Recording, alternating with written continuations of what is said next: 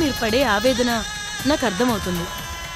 నాకే కనుక శక్తి ఉంటే, మెడికల్ మిరాకిల్ చేయగల సామర్థ్యమే ఉంటే ఈ పసిపాపకి పునర్జన్మని ప్రసాదించేదాన్ని.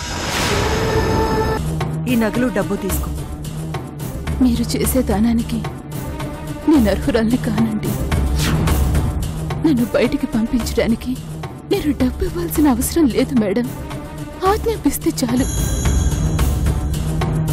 ఇల్లాలుగా మారే అర్హత నాకు లేదు. ఈ డబ్బుతో నన్ను వెలయాలిగా మార్చకండి.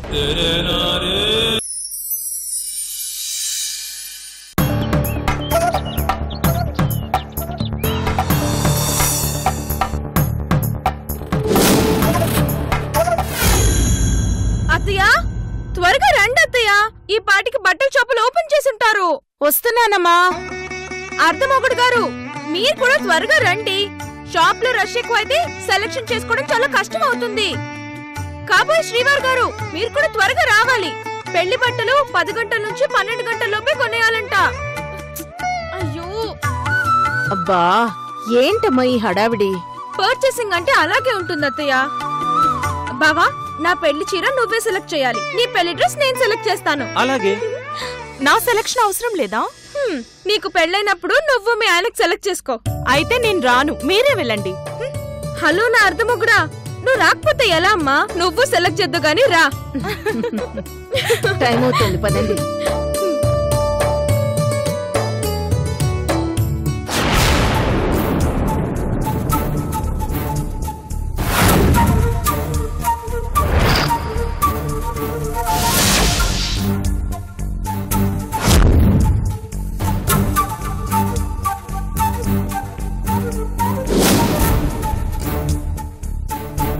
హాయ్ అండి. హలో. మంచి సమయానికి వచ్చారు. ఎక్కడికి బయలుదేరారు? పెళ్లి బట్టలు కొనడానికండి.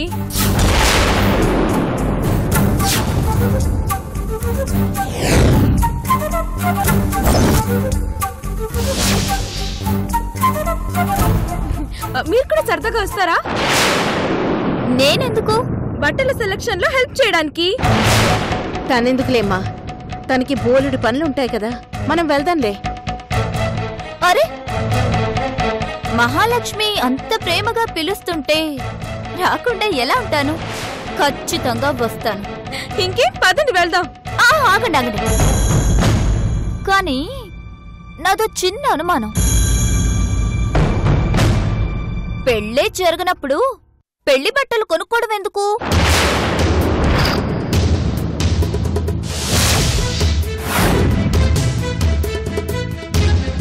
ఏం మాట్లాడుతున్నారు మీరు? పెళ్లి జరగకపోవడం ఏంటి? జరగదు మహాలక్ష్మి.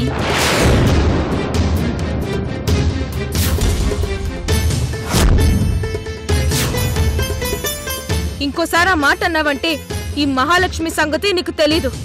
నేను చెప్పేది నిజం మహాలక్ష్మి.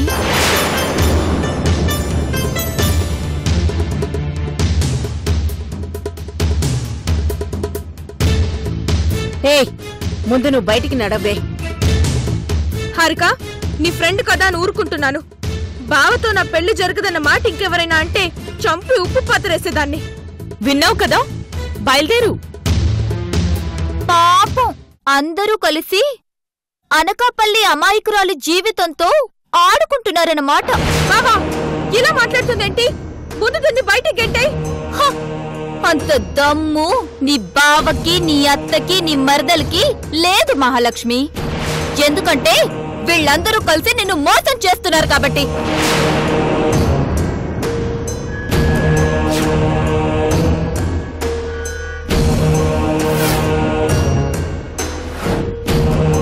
మోసమా? నా అత్త, నా బావ అలాంటి వాళ్ళు కారు. కలలో కూడా నన్ను మోసం చేయరు. నువ్వు వీళ్ళని అంతలా నమ్మావు కాబట్టే నిన్ను మోసం చేస్తున్నారు. నమ్మకం ఉన్న చోటే మోసం ఉంటుంది. పిచ్చి మహాలక్ష్మి.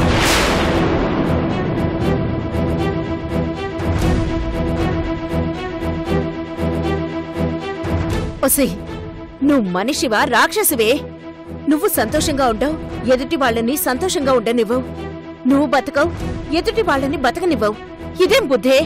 ఒక్కటే మాట, మర్యాదగా బయటికి వెళ్తున్నావా లేదా? వెళ్ళకపోతే మెడ పట్టుకొని బయటికి గెట్టేస్తావా? గెట్టు చూద్దాం.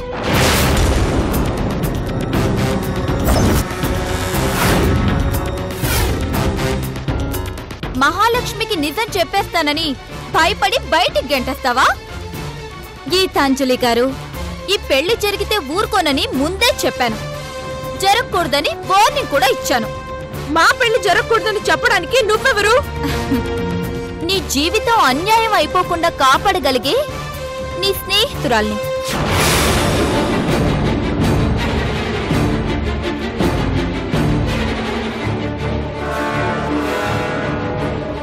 నీకు నిజం చెప్తాను, విను మహాలక్ష్మి.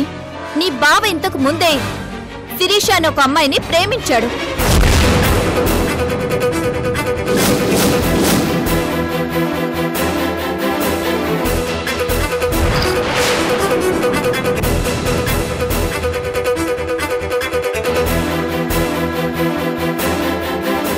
ఆ అమ్మాయిని పెళ్లి కూడా చేసుకున్నాడు.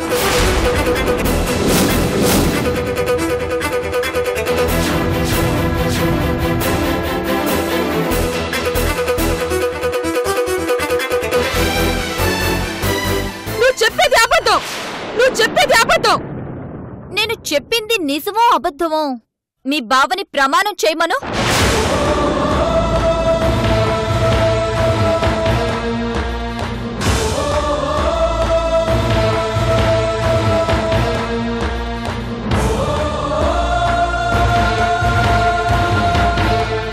నిన్ను మోసం చేయలేదని నీ అత్తని నీ మీద ఒట్టేసి చెప్పమను.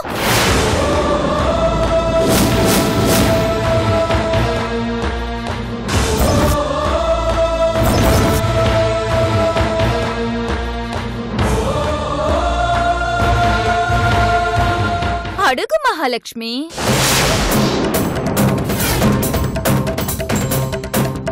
ఇది చెప్పేది అబద్ధమని నా మీద ఒట్టేసి చెప్పత్తా?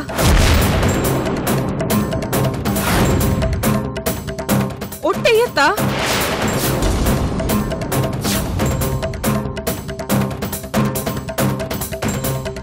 నువ్వే అమ్మాయిని ప్రేమించలేదని, నువ్వే అమ్మాయి మెళ్ళో తాళి కట్టలేదని నా మీద ఒట్టేసి చెప్పు బావా.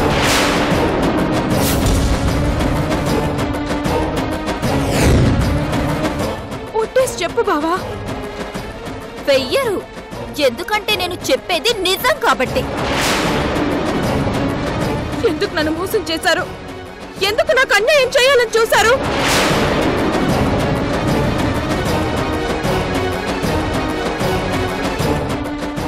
మహాలక్ష్మి, జరిగిందేంటో తెలుసుకోకుండా నువ్వు అపార్థం చేసుకోవద్దమ్మా.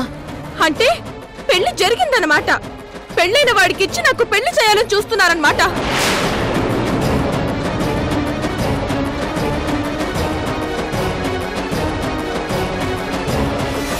ఇంత మోసం చేస్తావా?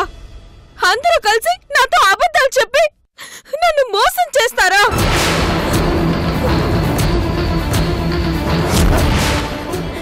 రావద్దు మహాలక్ష్మి, రావద్దు. విను.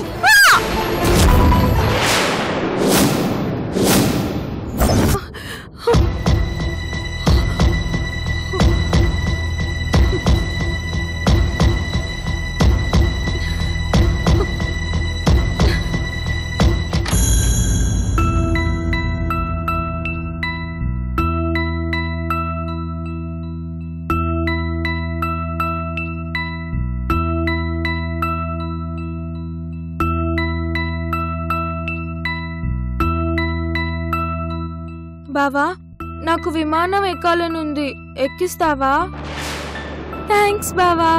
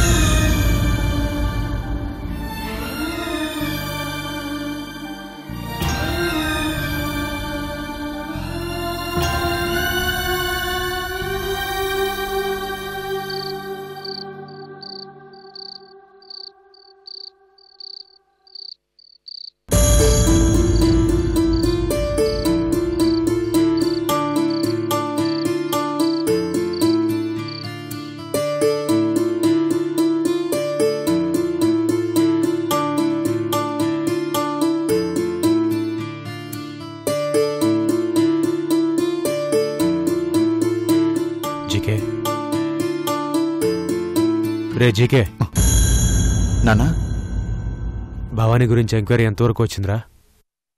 ఇంతవరకు తెలియలేదు నాన్నా.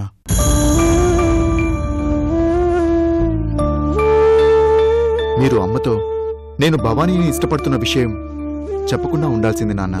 ఎన్ని రోజులు చెప్పకుండా ఉంటాంరా? ఏదో ఒక రోజు మీ అమ్మకి చెప్పక తప్పదు కదా. కానీ ఇప్పుడు అమ్మ బాధపడుతోంది. అమ్మకిప్పుడు ఏం సమాధానం చెప్పాలో అర్థం కావడం లేదు. అమ్మకు ఎదురుపడ్డానికే భయంగా ఉంటుంది నాన్న. జీకే, ఓ మాట చెప్తాన్రా. తల్లిదండ్రుల్ని గౌరవించడం, వాళ్ళని ప్రేమగా చూసుకోవడం పిల్లల బాధ్యత. అంతేకాదురా, తల్లిదండ్రులు మించిన దైవం లేదని ఆ రోజుల్లో విఘ్నేశ్వరుడు కుమారస్వామి కథతోనే ప్రపంచం మొత్తానికి తెలిసింది. కానీ తల్లిదండ్రులు చెప్పే ప్రతి మాటని పిల్లలు వేదవాక్కులా పాటించాల్సిన అవసరం లేదు. పిల్లలు వాళ్ళ ఆత్మగౌరవాన్ని కాపాడుకోవడం కోసం, వాళ్ళ ఆలోచనల్ని అమలు చేయడం కోసం తల్లిదండ్రులు చెప్పిన మాటల్ని పక్కన పెట్టినా తప్పు లేదు అని.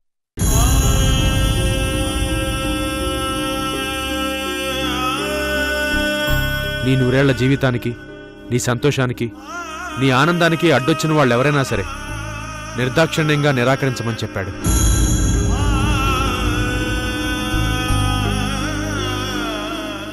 తల్లిదండ్రులకి పిల్లల మీద జీవితాంతం ప్రేమ ఉంటుంది, నేను కాదనట్లేదురా. కానీ అమ్మా నాన్న చూపించే ప్రేమకి, భార్య ప్రేమకి చాలా తేడా ఉంటుంది.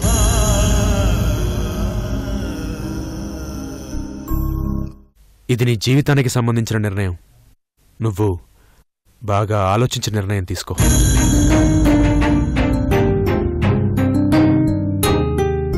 అందుకేరా, కొన్ని పనులు తల్లిదండ్రులతో చెప్పి చేయాలి, కొన్ని పనులు చెప్పకుండా చేయాలి అంటారు.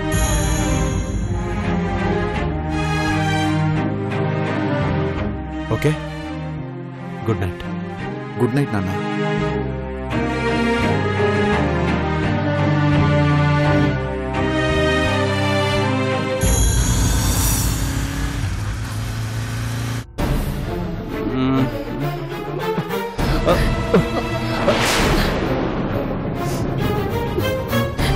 అమ్మా,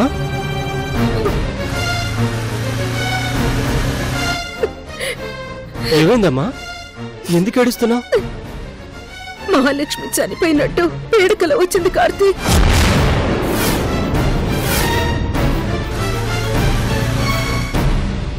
సంధ్య వచ్చి పెళ్లి ఆపమని చెప్పి వెళ్ళిన తర్వాత కూడా మనం పెళ్లి పనులు చేసుకుంటున్నామని సంధ్య మహాలక్ష్మితో నిజం చెప్పేసినట్టు కలొచ్చింది.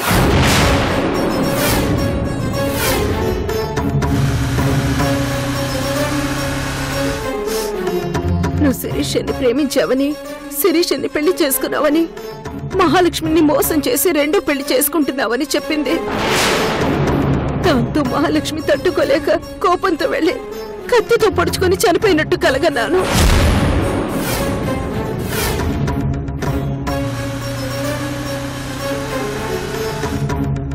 భయం వేస్తోంది కార్తీక్. పొరపాటున మహాలక్ష్మికి నిజం తెలిసిందంటే మహాలక్ష్మిని మన స్వార్థానికి చంపుకుంటావేమోనని భయం వేస్తోంది. అది మన ఇంటి వైపు రాకుండా ఆపాలి కార్తీక్. లేదంటే దానివల్ల పెద్ద ప్రమాదం జరిగే అవకాశం ఉంది.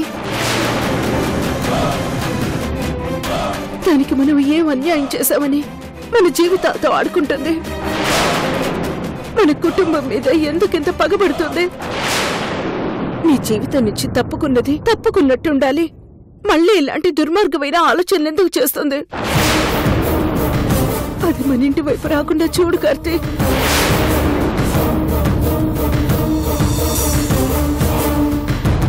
శిరీష, శిరీష, శిరీష!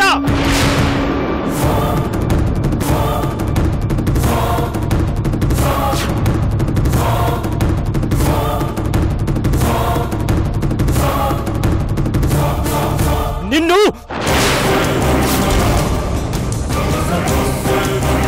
ఆగిపోయేవి కొడతావా? కొట్టు. చంపుతావా? చంపి. నిన్ను ముట్టుకోవడానికి కూడా అసహ్యంగా ఉందని ఆ రోజు చెప్పాను కదా. పర్వాలేదు కార్తీక్, చంపాలనిపిస్తే చంపే, కానీ చంపే ముందు ఒక నిజాన్ని తెలుసుకోవడానికి ప్రయత్నించు. కనీసం వినడానికైనా ప్రయత్నించు. నువ్వు ఆ ప్రయత్నం చేస్తే శిరీషకు ఏ అన్యాయం జరగదు. మళ్ళీ శిరీష అంటావేంటి? అంటాను. 10 సార్లు కాదు, 1,00,000 సార్లు కాదు, 1,00,00,000 సార్లు అంటాను. ఎందుకంటే నేను శిరీషని కాను, సందరు కాబట్టి. అబద్ధం. ఇదంతా నువ్వు విష్ణువర్ధన్ ఆడుతున్న నాటకం. నీతో నాటకం ఆడాల్సిన అవసరం మాకు లేదు.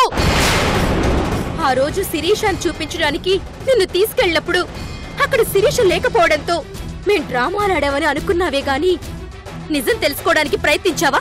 లేదు. ఆ ధర్మతేజ గారి చెప్పుడు మాటలు విని శిరీషాన్ని అనుమానించుకుంటూ వెళ్ళావు. ఇప్పుడు నీకు కొన్ని నిజాలు చెప్తాను, విను. ఎప్పుడైతే నేను సంధ్యని నిరూపించడానికి నువ్వు ఆ ధర్మతేజ ప్రయత్నించారో అప్పుడే మీకు శిరీష వేరు, సంధ్య వేరు అన్న నిజం తెలిసిపోతుందని భయపడ్డాను. కానీ అది దేవుడి దయ వల్ల మీకు తెలియలేదు.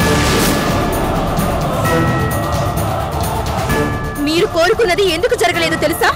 DNA టెస్ట్కిచ్చింది నా బ్లడ్ కాదు, నీ శిరీష బ్లడ్. నేను బ్లడ్ టెస్ట్ కోసం వెళ్లిన రోజున శిరీష కూడా అదే హాస్పిటల్కి వచ్చింది. తన బ్లడ్ శాంపిల్ మారడం వల్లే నేను కృష్ణమూర్తి గారి కూతున్నని కోర్టు జడ్జిమెంట్ ఇచ్చింది. నువ్వు ఎన్ని చెప్పినా నేను నమ్మను.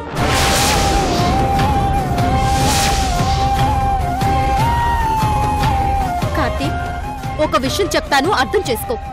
నేను శిరీషాని కాను, సంధ్యనని కృష్ణమూర్తి గారి దగ్గరికి వెళ్లి చెప్పేస్తే నిజాలన్నీ బయటకు వచ్చేస్తాయి, నీ అనుమానాలన్నీ తీరిపోతాయి. కానీ నేనలా చెప్పలేను. ఎందుకంటే తమ బిడ్డ ఎక్కడుందో తెలియకపోతే శిరీష తల్లిదండ్రులు తట్టుకోలేరు, వాళ్ళ గుండె ఆగిపోతుంది. ఇంకాపు వింటుంటే ఎన్నైనా చెప్తావు. నీ మాటలు వినడానికి నేను రాలేదు, నా మాట నువ్విను. జరిగింది పీడకలలా మర్చిపోయానని చెప్పాను కదా. నా బతుకు నేను బతుకుతున్నాను, నీ బతుకు నువ్వు బతుకు. అంతేగాని నాకు మహాలక్ష్మికి మధ్య రాకు. మేం పెళ్లి చేసుకోబోతున్నాం, మా పెళ్లిని అడ్డుకోవడానికి ప్రయత్నించకు. అడ్డుకుంటాను.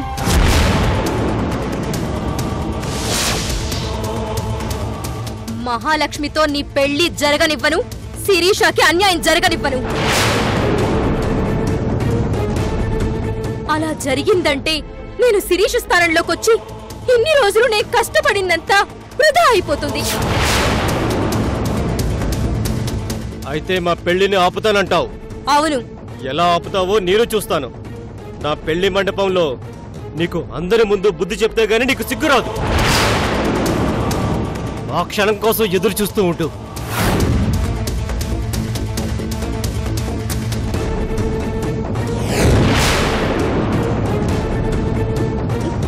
భగవంతుడా, కార్తీక్కి ఎలా నిజం చెప్పాలి, శిరీషని ఎలా కాపాడాలి?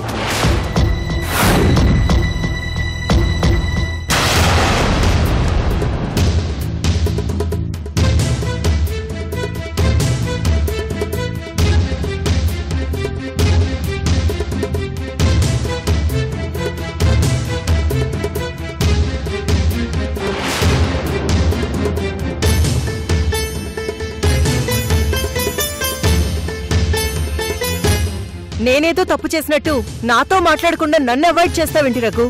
తప్పు కాదని నువ్వు అనుకున్నంత మాత్రాన నువ్వు చేసిన తప్పు తప్పు కాకుండా పోదురేక. నేను చేసింది 100% కరెక్ట్, అంతే. నువ్వు ఇలా మూర్ఖంగా మాట్లాడితే నేనేమీ చేయలేను. నేను చేసిన దానికి నువ్వు ఏ పేరు పెట్టుకున్నా పర్వాలేదు. వితండవాదం చేయకు. అలా మాట్లాడతావేంటి? లేకపోతే ఇంకెలా మాట్లాడమంటావు? అరే, అయిన వాళ్ళందరినీ పోగొట్టుకుని ఓ అనాథలాగా ఆ అమ్మాయి రోడ్డు మీదకి వచ్చేస్తే ఆపద ఎప్పుడు ఎట్టించొస్తుందో తెలియక అమ్మాయి భయపడుతూ ఉంటే నా కొడుకు మంచి మనసు చేసుకుని తనకు నీడనిద్దామని ఆ అమ్మాయిని మన ఇంటికి తీసుకొచ్చాడు. కానీ నువ్వేం చేసావు? నిర్దాక్షిణ్యంగా నిర్దయగా ఆ అమ్మాయిని ఇంట్లోంచి పంపించేశావు. ప్రపంచంలో అలాంటి వాళ్ళు లక్షల మంది ఉంటారు రఘు. వాళ్ళందరినీ ఇంటికి తీసుకొచ్చుకోలేం కదా. అందరిని ఉద్ధరించమని చెప్పట్లేదు, ఒకరికి సాయం చేసినా చాలు రేఖ. ఇలాంటివి చెప్పుకోవడానికి బాగానే ఉంటాయి, జీవితంలో ఆచరించడానికి బాగోవు. నలుగురికి సహాయం అంటే ఎప్పుడు ముందుండు నువ్వేనా ఇలా మాట్లాడుతోంది? చాలా ఆశ్చర్యంగా ఉంది. నేను కూడా సాయమే చేయబోయాను, ఆ అమ్మాయి అపార్థం చేసుకుంది.